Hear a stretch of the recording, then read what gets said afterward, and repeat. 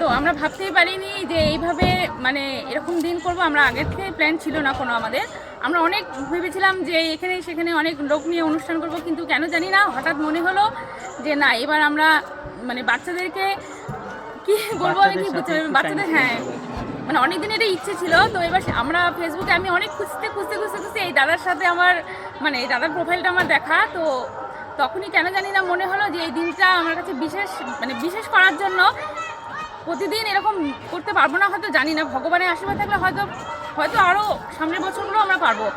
আমি আর কিছু বলতে পারছি না, মানে আজকের দিনটা আমার এত ভালো লেগেছে বাচ্চাদের সাথে কাটিয়ে।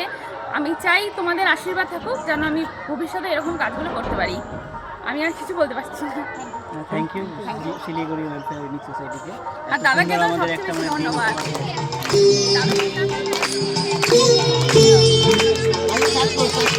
Thank you.